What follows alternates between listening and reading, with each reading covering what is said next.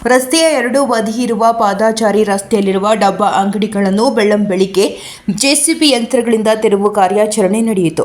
ನಗರದಲ್ಲಿ ದಿನೇ ದಿನೇ ಜನಸಂದಣಿ ಹೆಚ್ಚುತ್ತಿರುವುದರಿಂದ ಫುಟ್ಪಾತ್ ಮೇಲಿನ ಅಂಗಡಿಗಳು ಶಾಲಾ ವಿದ್ಯಾರ್ಥಿಗಳಿಗೆ, ವೃದ್ಧರಿಗೆ ತೊಂದರೆ ಕೊಡುವ ಹಿನ್ನೆಲೆಯಲ್ಲಿ ನಗರದ ಪೌರಾಯುಕ್ತ ಜಗ್ಗಾರೆಡ್ಡಿ ನೇತೃತ್ವದ ತಂಡ ನೆಹರು ವೃತ್ತದ 4 ಕಡೆಯ ರಸ್ತೆಯ ಎರಡೂ ಬದಿಯಲ್ಲಿರುವ ಪಾದಾಚಾರಿ ರಸ್ತೆಗೆ ಹೊಂದಿಕೊಂಡಿರುವ ವಿವಿಧ ಗೂಡಂಗಡಿಗಳು ಪಾದಾಚಾರಿ ರಸ್ತೆಗಳನ್ನು ಆಕ್ರಮಿಸಿಕೊಂಡಿದ್ದರಿಂದ ಪಾದಾಚಾರಿಗಳಿಗೆ ಹಾಗೂ ವಾಹನ ಸವಾರರಿಗೆ ಕಿರಿಕಿರಿಯಾಗುತ್ತಿರುವುದನ್ನು ಸಾರ್ವಜನಿಕರು ಆರೋಪಿಸಿದ್ದ ಬೆನ್ನಲ್ಲೇ ಜಿಲ್ಲಾಧಿಕಾರಿಗಳ ಮಾರ್ಗದರ್ಶನದಲ್ಲಿ ನಗರಸಭೆ ಪೌರಾಯುಕ್ತ ಜಗ್ಗಾರೆಡ್ಡಿ, ನಗರಸಭೆ ಸಿಬ್ಬಂದಿಗಳು ಹಾಗೂ ಪೊಲೀಸ್ ಇಲಾಖೆ ಸಹಯೋಗದೊಂದಿಗೆ ಎರಡು ಬದಿಯ ಪಾದಾಚಾರಿ ರಸ್ತೆಯಲ್ಲಿ ಅಕ್ರಮವಾಗಿ ಇಟ್ಟುಕೊಂಡಿದ್ದ ಪೆಟ್ಟಿಗೆ ಅಂಗಡಿಗಳ ತೆರವು ಕಾರ್ಯಾಚರಣೆ ಮಾಡಲಾಗುತ್ತಿದೆ.